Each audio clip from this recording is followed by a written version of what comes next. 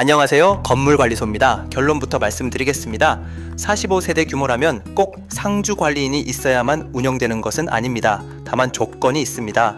이번에 상담했던 서울의 한 오피스텔 사례를 통해 그 이유를 설명드리겠습니다. 비상주로 하면 관리가 안 되는 것 아닌가요?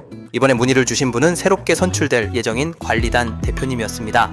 가장 궁금해하셨던 것도 바로 이것이었습니다. 사람이 상주하지 않는데 건물이 제대로 관리될까요?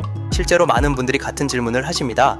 현재 운영 상태를 먼저 확인했습니다. 해당 건물은 45세대 규모였습니다.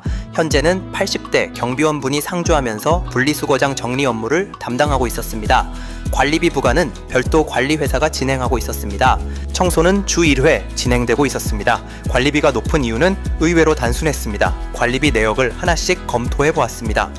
가장 큰 비중을 차지하는 것은 역시 인건비였습니다. 경비원 인건비는 4대 보험과 퇴직금 등을 포함해 월 약 225만원 수준이었습니다.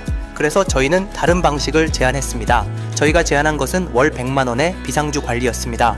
여기서 다시 같은 질문이 나왔습니다. 정말 사람이 없어도 괜찮을까요? 생각보다 건물 문제는 상주 인력이 해결하지 않습니다. 건물에서 발생하는 문제를 떠올려 보겠습니다.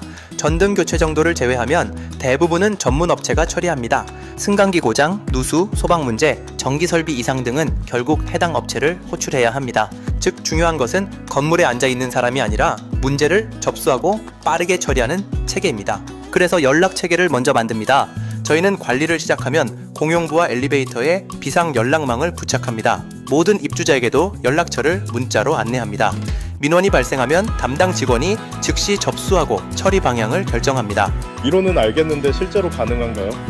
이미 운영 중인 사례도 있습니다. 서울 화곡동의 51세대 오피스텔은 현재 비상주 형태로 4년째 운영 중입니다. 각종 법정 검사, 시설 수리, 민원 처리 등을 진행하며 큰 문제 없이 운영되고 있습니다. 하지만 이번 건물에는 다른 문제가 있었습니다. 오히려 걱정된 것은 관리 방식이 아니었습니다. 분리수거장이었습니다. 위치가 골목에서 잘 보이는 곳이다 보니 외부인까지 쓰레기를 버리는 상황이 발생하고 있었습니다. 쓰레기 문제는 사람보다 시스템이 중요합니다. 현재는 경비원분이 주 5일 출근하며 정리를 하고 있었습니다. 하지만 계속 사람을 투입하는 방식이 최선일까요? 저희는 펜스를 설치하고 지정된 날짜에만 개방하는 방식을 제안했습니다. 이미 비슷한 경험이 있었습니다. 의정부의 한 76세대 오피스텔 사례입니다. 이전 관리업체는 분리수거장을 항상 개방했고 경비원이 동일한 방식으로 주 5일 출근하여 정리를 하고 있었습니다. 결과적으로 외부 투기와 정리 문제로 어려움을 겪었습니다. 지정 요일만 이용하도록 변경한 이후에는 훨씬 안정적으로 운영되고 있습니다. 청소비를 늘리는 게 어떨까요? 현재는 월 30만 원으로 주 1회 청소를 하고 있었습니다. 그런데 대표님도 청소 품질이 좋은지 잘 모르겠다고 하셨습니다. 입주민이 가장 체감하는 관리 수준은 의외로 청소 상태인 경우가 많습니다. 그래서 비용을 줄이는 대신 품질은 높이자고 했습니다. 저희는 월 60만 원으로 하루 3시간씩 주 2회 청소를 제안했습니다. 기존에 청소 작업 시간이 몇 시간인지 모르지만 3시간 미만일 거라고 하셔서 시간을 확실히 정해 작업을 하도록 했습니다. 복도, 계단, 승강기, 분리수거장까지 포함한 방식입니다. 청소 비용만 보면 늘어났지만 전체적으로는 오히려 비용 절감 효과가 발생했습니다. 실제로 얼마나 줄어들 수 있을까요?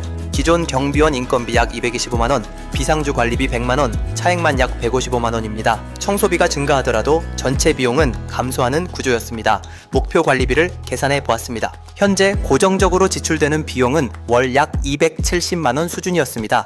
수리비와 비품비를 넉넉하게 월 100만원으로 잡아도 총 370만원 정도였습니다. 대표님께서는 현재 13만원 수준의 관리비를 줄이고 싶어 하셨기에 저희는 호실당 평균 11만원 수준을 목표로 제안했습니다. 관리비를 더 내릴 수는 없을까요? 한다면 할 수는 있습니다. 하지만 현재는 장기수선 충당금 적립이 충분하지 않은 것으로 파악되었습니다. 그래서 우선 안정적으로 운영하면서 여유 자금을 확보한 뒤 추가 인하를 검토하는 것이 더 현실적이라고 판단했습니다. 작은 규모의 오피스텔은 관리 방식이 중요합니다. 건물 관리에서 중요한 것은 상주 여부가 아닙니다. 현재 규모에 맞는 운영 체계를 만드는 것입니다. 사람을 계속 두는 것이 정답인 경우도 있지만 이번 사례처럼 다른 방식이 더 효율적인 경우도 있습니다. 여러분이 관리하고 있는 건물은 지금 규모에 맞는 방식으로 운영되고 있나요?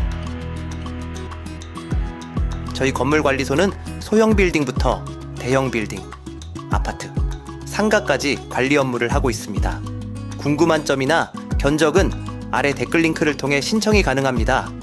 지금 바로 구독, 좋아요 부탁드리고 앞으로도 계속해서 유용한 관리 정보를 제공해 드리겠습니다.